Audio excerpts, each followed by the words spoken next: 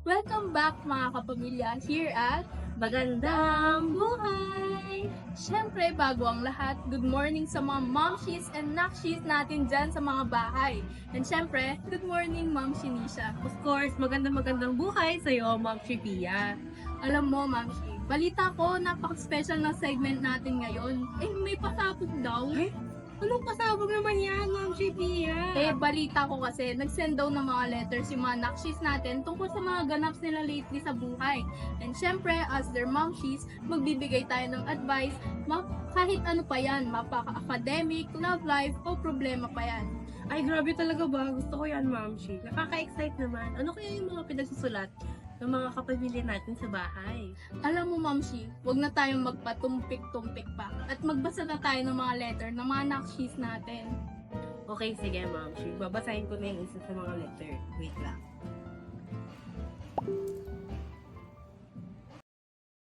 Ma'am Cheese, alam kong malalim itong tanong ko, pero gusto ko sanang humingi ng tulong. Paano ba malalaman ang tunay na dahilan kung bakit ako nabubuhay? Pakiramdam ko kasi nawawala ako sa dami ng bagay na kailangan kong gawin. Parang hindi ko alam kung para saan pa ang lahat ng ito, mga aralin, projects at expectations na para bang walang katapusan. Hindi ko alam kung para saan ang lahat ng pagod at hirap. Nahihirapan akong makita kung ano ba ang tunay kong layunin. Laging sinasabi ng iba na darating din ang sagot pero minsan parang napakalayo na ng sasagutan. Paano ko ba malalaman kung ano ang purpose ko? May mga araw na bumabangon ako pero walang gana. At pakiramdam ko nawawala ako sa sarili kong buhay. Kaya ko bang mahanap ang sagot? Ano bang dapat gawin ko? Sana may maisagot kayo sa sitwasyon ko. Salamat mga momshies.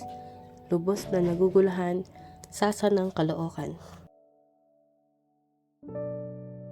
Naku, Mamshi, ang bigat naman pala ng pinagdadaanan ng mga nakshi natin. Alam mo, hindi madali yung ganyang pakiramdam.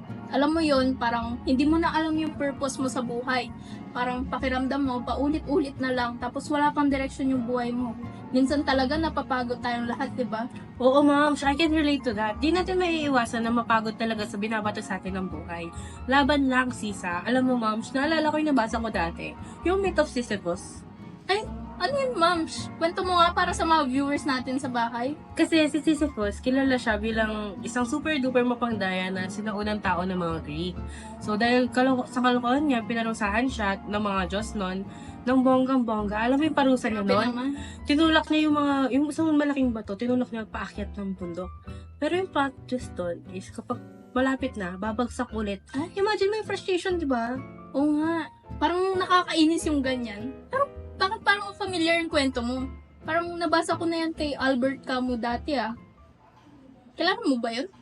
Parang hindi masyado. Sino ba siya? Si Albert Camus ay isang French-Algerian philosopher, novelist, at journalist na kilala sa kanyang mga ideas tulad sa absurdity. Isa siya sa mga pangunahing figure sa post-World War II philosophy at noong 1957, alam mo ba, nanalo siya ng Nobel Prize in Literature dahil sa mga... Grabe. Nanalo siya ng Nobel Prize in Literature dahil sa mga kwento at essays niya na tumatalakay sa mga struggles ng tao sa modernong buhay. Talaga ba, Ma'am Shi? Ano yung mga akda na ginawa niya na naging influential? Ay, Mams, marami. Yung mga pinakilala niyang gawa ay yung The Stranger, The Myth of Sisyphus, at yung The Plague. Sa pamamagitan ng mga to, nilinaw niya yung mga philosophical ideas niya tungkol sa absurdism. Halimbawa, sa The Plague, ginamit niya yung outbreak as a metaphor for human suffering and existential crisis. Sa kabila ng desperate chaos, binigyang diin ng novel yung resilience and human dignity wherein sinasuggest nito that individuals can find meaning through their actions and connections with others even in the face of absurdity. Teka nga, observe tayo ng observe. Ano ba talaga meaning yan? Ganito yan, Ma'am.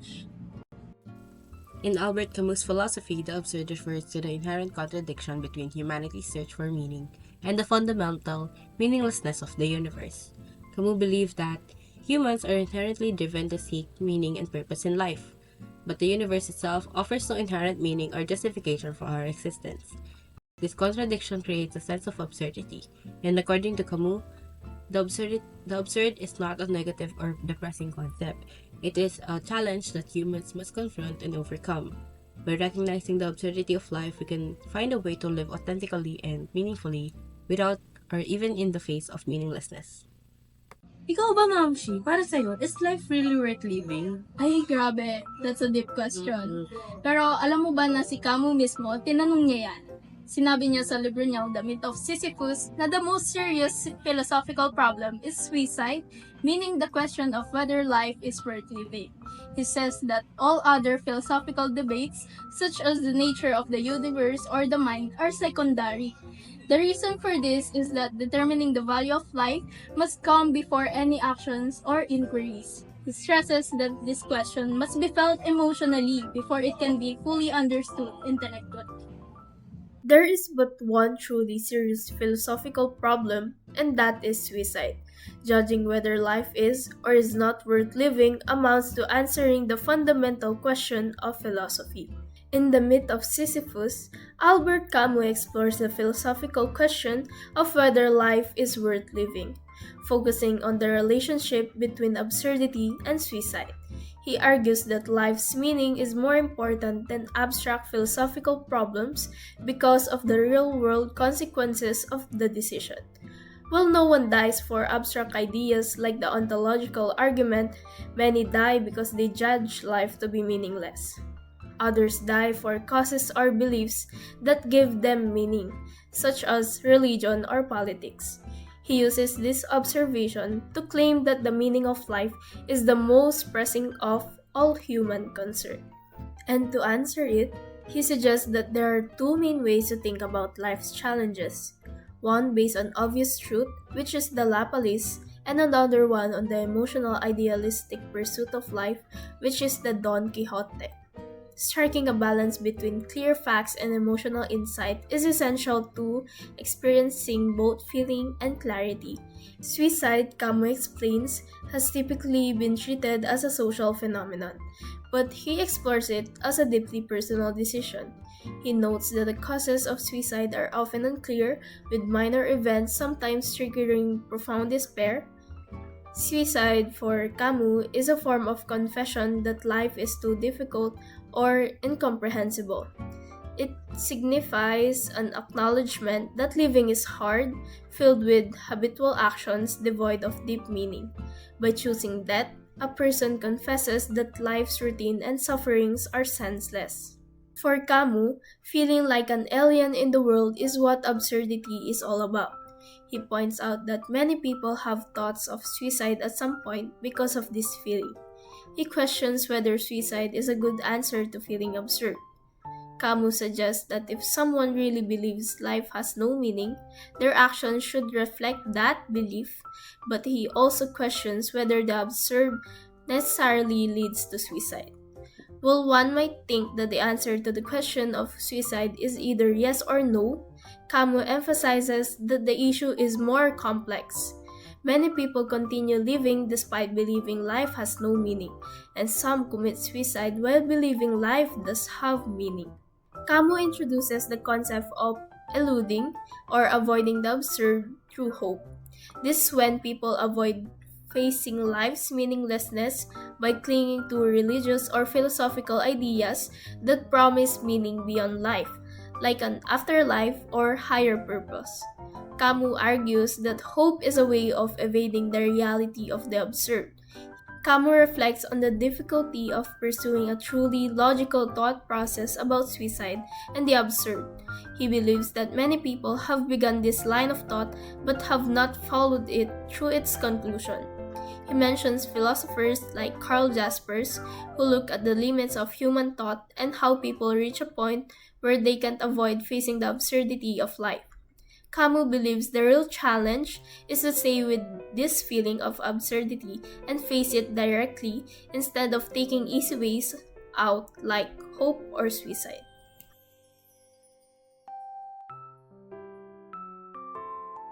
At any street corner, the feeling of absurdity can strike any man in the face, as it is in its distressing nudity, in its light without effulgence, it is elusive.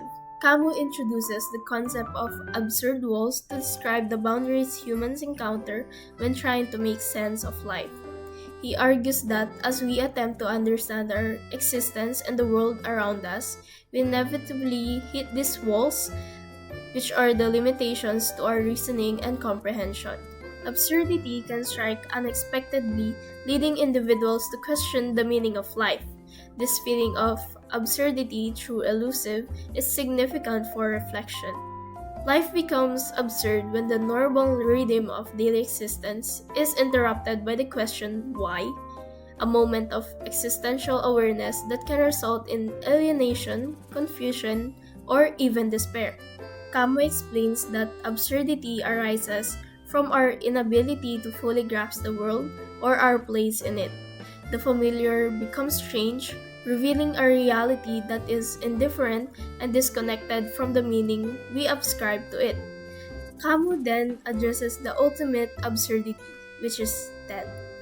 He points out that despite our awareness of death's inevitability, we often act as if it doesn't truly exist because we lack direct experience of it. The harsh and definitive nature of death removes any meaning or moral frameworks we may have created.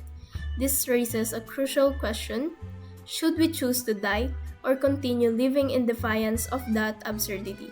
The mind's first step is to distinguish what is true from what is false. However, as soon as the thought reflects on itself, what it first discovers is a contradiction. Camus states that the mind's first instinct is to distinguish between what is true and what is false, but upon reflection, it encounters contradictions.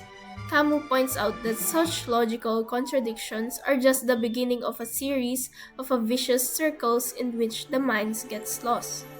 Human beings have a natural desire to understand and unify the world, seeking clarity in an inherently complex and chaotic universe. The quest for unity and absolute knowledge is central to human existence, but it leads to disappointment. As Camus reflects on the limitations of knowledge, he emphasizes that the gap between what we think we know and what we actually know is a constant source of frustration.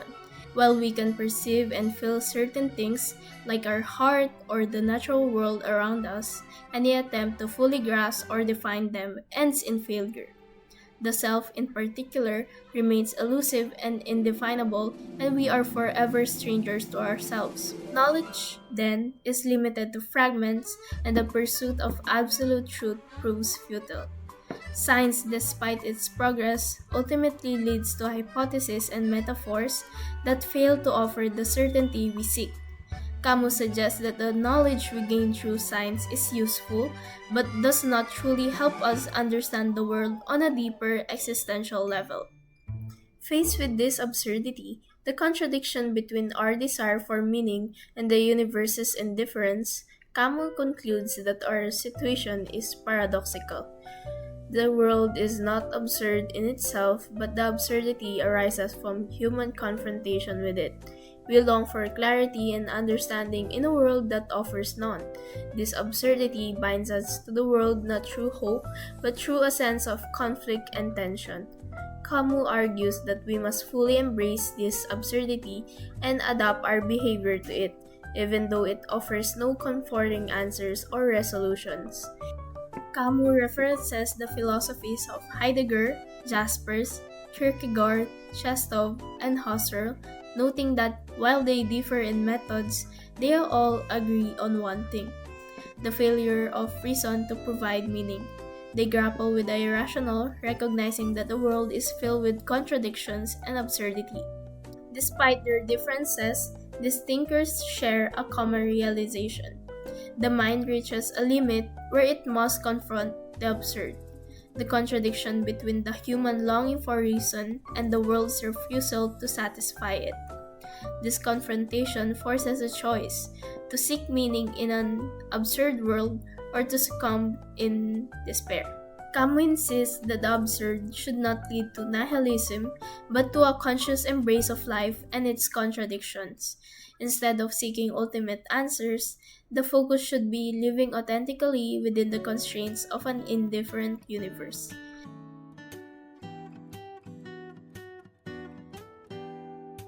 Albert Camus explores the concept of philosophical suicide, describing it as an intellectual and spiritual leap from acknowledging the life's absurdity to embracing a transcendent or irrational hope. He argues that many existential thinkers, despite recognizing the absurd, eventually turn to forms of escape, often through religious or faith, thus betraying the absurdity they initially accepted. Such an act, he argues, nullifies the absurdity, leading to what he calls philosophical suicide. For example, he critiques existential philosophers like Kierkegaard, Chestov, and Jaspers, who, despite acknowledging the absurd, ultimately take a leap of faith into transcendent realm. Camus views these responses as attempts to avoid the true nature of absurdity. Rather than facing the absurd without hope, these philosophers reintroduce meaning and transcendence into the absurd universe. By doing so, they negate the very struggle and tension that defines the absurd condition. For Camus, this struggle must be maintained. Living with the absurd means rejecting both hope and despair, refusing both resignation and as well as transcendent escapes. The absurd requires lucidity, continuous rejection, and dissatisfaction, not reconciliation. Camus explains that the absurd only makes sense when there is a balance between reason and the irrational. Chestov, however, emphasizes the irrational disrupting this balance. He criticizes philosophers like Hegel and Spinoza, and in doing so, denies the value of reason, promoting the irrational. Camus argues that this leads to a loss of clarity, which is essential for understanding the absurd. The absurd man, by contrast, accepts both reason and irrationality without choosing sides, knowing that hope has no place in this awareness. Camus points out that Kierkegaard, like Chestov, ultimately takes a leap into the irrational. But in his case, it's tied to his return to Christianity. Kierkegaard believes that faith and paradox are key to understanding life's meaning, and he calls for the sacrifice of intellect. Camus finds this leap on, and because Kierkegaard makes the absurd a path to another world, while Camus sees it as grounded in this one. Camus reflects on whether the absurd justifies Kierkegaard's leap. He argues that Kierkegaard doesn't maintain the balance between reason and the irrational, instead choosing faith to escape despair. This leads Kierkegaard to give the irrational divine attributes. But Camus believes that embracing the absurd means living with its discomfort and not escaping. Camus suggests that Kierkegaard struggled with the human condition and the irrational as seen in his personal writings. Kierkegaard longed for a more human, bodily experience but ultimately found solace in religious hope. However, Camus feels this hope based on excessive faith isn't justified and that there is no evidence for such beliefs. Camus compares Kierkegaard's view of despair as a state of sin that separates from God with his own idea of the absurd. He calls the absurd sin without God, emphasizing the separation between the mind and the world. Camus advocates for living with this tension rather than reciting to faith or ignorance.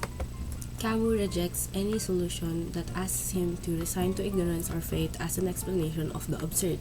He points out that accepting ignorance as clarity is paradoxical and that such resignation doesn't answer his search for meaning. Kierkegaard's warning that life would be despair without eternal consciousness doesn't sway Camus. The absurd man, in contrast, seeks truth and not comfort. Despair is part of the absurd condition, but Camus asserts that it is something to live with and not escape. So, Camus introduces the idea of philosophical suicide to describe existentialists like Kierkegaard who escape the absurd by negating a human reason and taking a leap into faith. So, Camus believes this leap is a form of intellectual self-destruction as it denies the very absurdity that led to their philosophy. Camus notes that both religious thinkers and rational philosophers take leap take a leap to find meaning in the absurd. For the religious, this leap is to God, while for the rational, it is toward eternal reason. Camus argues that these leaps seek to reconcile human longing with an irrational world, but they ultimately avoid the truth of the absurd. Camus discusses Husserl's phenomenology, which rejects the tradition reasoning to focus on describing experience, while Husserl's approach initially aligns with the absurd by acknowledging multiple truths. Camus criticizes Husserl for ultimately restoring meaning and depth to experience, betraying the absurd spirit.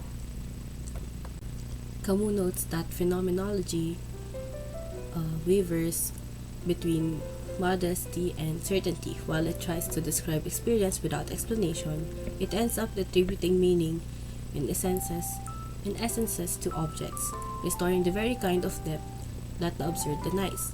Camus observes that Husserl's phenomenology begins to resemble Platonic realism, where every object has an essence and absurdity is avoided. This return to a higher level of meaning contradicts the absurd view that life has no such inherent purpose. Camus argues that both Husserl and Kierkegaard take leaps away from the absurd. Husserl finds comfort in reason and Kierkegaard in God, but both betray the tension and uncertainty that define the absurd. Camus insists on living with absurd instead of finding ways to escape it. Camus reflects on the leaps taken by reason and faith, concluding that both are forms of reconciliation with the absurd, but Camus refuses such reconciliation, choosing instead to face the absurd with clarity and without hope. Ends by stating that his reasoning stays true to the absurd, which he defines as the conflict between human longing for meaning and the world that offers none. He rejects both Kierkegaard's suppression of this longing and Husserl's restoration of meaning, choosing to live with the absurd rather than escaping it through faith or reason. So in Absurd Freedom, Camus reflects on his existence, emphasizing his struggle for clarity and unity in a chaotic world. So he acknowledges a deep desire for understanding while recognizing the inherent complexities of life. Although he grapples with the question of meaning, he understands that any answers must stem from human experience rather than abstract concepts. So this internal conflict highlights his craving for absolute understanding against the backdrop of life's uncertainties. So the concept of suicide emerges as a pivotal theme in Camus' philosophy. So he argues that life can be meaningful even without a defined purpose. And instead of succumbing to despair or the thought of suicide, he believes that acknowledging life's absurdity should lead to a richer engagement with existence. Accepting the absurd allows individuals to experience life fully and meaningfully. So Camus contends that embracing the absurd does not lead to suicide, but creates a dynamic struggle between awareness and the desire for clarity. This ongoing tension provides life with meaning, emphasizing the importance of actively confronting challenges without the comfort of illusions. So he clarifies too that accepting absurdity involves a commitment to living fully and courageously amidst life's inherent uncertainties. So the act of rebellion against absurdity, according to Camus, is what imparts value to life. He perceives beauty in the struggle of consciousness, confronting harsh realities, and believes that rejecting simplified doctrines diminishes the human spirit. Embracing the absurd enriches human experience, enabling individuals to appreciate the strength found in confronting life's challenges.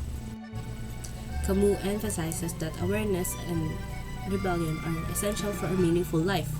He advocates for fully experiencing all aspects of existence, including suffering, as a part of the human condition. The tension created by the absurd reflects a person's defiance against fate, and he stresses that true strength lies in facing life's difficulties without losing one's sense of self. So, in concluding his thoughts, Camus asserts that recognizing absurdity leads to three significant outcomes: revolt, freedom, and passion. So he encourages individuals to embrace the absurd with determination rather than succumbing to despair.